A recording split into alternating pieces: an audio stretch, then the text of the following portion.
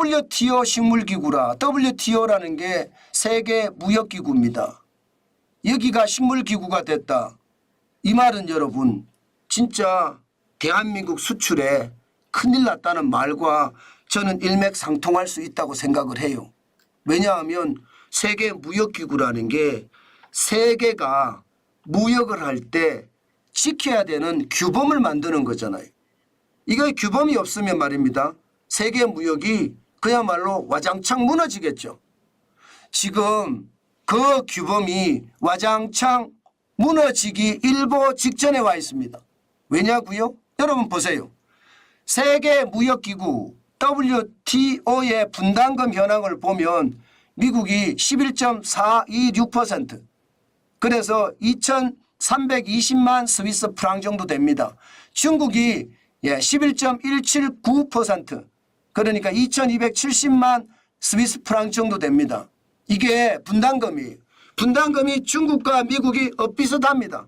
그러다 보니까 문제가 생겨요. 계속 갈등이 생깁니다. 심지어 도널드 트럼프 대통령 때는 WTO 미국은 탈퇴하겠다 이렇게 이야기를 했을 정도입니다.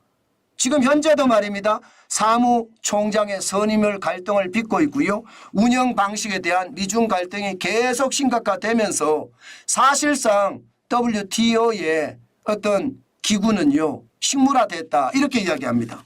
오죽했으면 여러분 세계 전문가들조차도 말입니다. WTO의 기능이 식물화됐다 이렇게까지 이야기할까요? 그만큼 말입니다. 중국의 약진이 굉장히 무섭고요.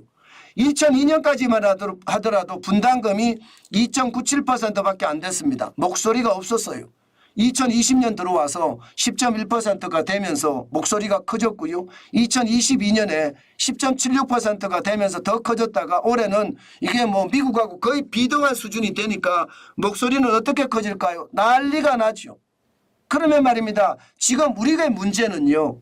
지금 WTO의 기구를 누가 운영하느냐. 이게 굉장히 중요하거든요. 지금처럼 식물기구화되면 각 나라가 자기 멋대로 해석을 해서 자기 멋대로 자국 우선주의로 운영할 수밖에 없습니다.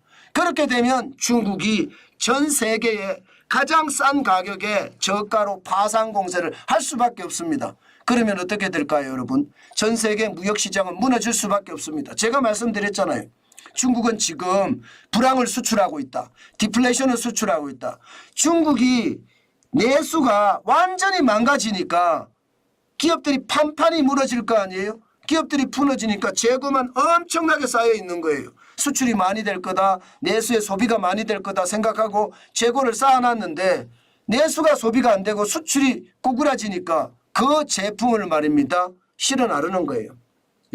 그것도 굉장히 값싸게 원가 이하로 실어 나르는 거예요. 그것도 한 번이 아니라 2023년 초에 이미 한 번 실어 날랐습니다. 실제로 말입니다. 2022년 12월에 9.9%까지 떨어지니까 2023년 3월에 10.9%까지 억지로 끌어올렸거든요. 이게 적자 수출, 재고, 헐값 수출이라는 말을 썼었고요. 그게 2023년 7월에 다시 마이너스 14.2%까지 떨어지니까 올 들어서 또다시 헐값으로 재고를 전 세계에 방출하고 있습니다. 이렇게 전 세계에서 방출하면 여러분 괜찮을까요? 저는 괜찮지 않다예요. 전 세계 무역이 다 박살날 수밖에 없다 이렇게 생각을 합니다. 그러면 수출을 중심으로 하고 있는 대한민국은 어떻게 될까요? 대한민국 수출은 진짜로 흔들어질 겁니다. 실제로 1차 차이나 쇼크 때 저가로 전 세계에다 물건을 대방출했을 때 1999년에서 2011년까지 미국 내 일자리가 200만 개가 줄어들었습니다.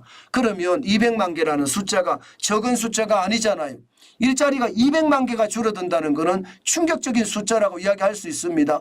2차 차이나 쇼크에서는 어떻게 될까요? 2023년부터는 아마 심각한 문제가 발생이 될 거고 우리에게도 마찬가지로 수출이 지금 적자 상태를 억지로 회복해서 그나마 수출이 플러스로 돌아섰는데 중국이 저렇게 파상 공세를 하게 되면 대한민국의 수출은 지금 최악입니다. 오죽했으면 여러분 안덕건 산업통상자원부 장관이 우리나라는 지금 준전시 상태다 이런 표현을 썼습니다. 산업부 장관이 산업부 장관이 지금은 준전시 상태라고 이렇게 이야기를 했다는 것은 그만큼 우리 수출이 지금 최악의 상황이라는 거예요. 최악의 상황. 지금 어떻게 잘못하면 무너질 수밖에 없는 최악의 상태에 멈춰졌다 이렇게 생각을 합니다. 그만큼 어렵다는 거예요. 저는 이대로 가면 망하는 것은 시간 문제고요.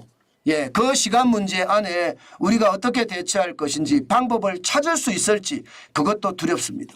제발 정신을 바짝 차려서 대한민국이 살아가는데 저는 도움이 돼야 된다고 생각을 하지만 과연 우리가 그럴 수 있을까? 그런 생각은 오늘 또 한 번 해봅니다. 우리는 지금 갈라치기를 해서요.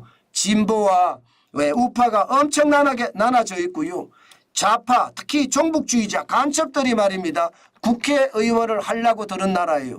그러면 이런 나라가 멀쩡할까? 저는 그런 생각도 진짜 많이 해봅니다. 제발 나라가 나라답게 돼야 되는데 지금처럼 계속하면 이게 수출도 박살, 내수도 박살, 우리 경제도 죄송합니다. 박살날 수밖에 없습니다. 그게 현실이 될 겁니다. 저는 그게 더 두렵습니다. 그래서 지금은요.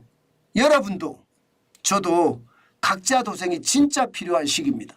지금은 어떻게든 현금을 쌓아놓는 것 저는 너무너무 중요한 시기라고 생각합니다. 언제 도래할지 모르는 우리의 악재에 우리가 대비를 해야 되거든요. 정부가 바뀌지 않는 한 이 악재는 그냥 악재 그대로 내재화될 겁니다. 그래서는 안 되는데 그렇게 될 거예요. 때문에 각자 도생에 힘을 주고 무게를 실어서 우리는 가야 되겠다. 그 말씀 오늘도 강조해 드립니다.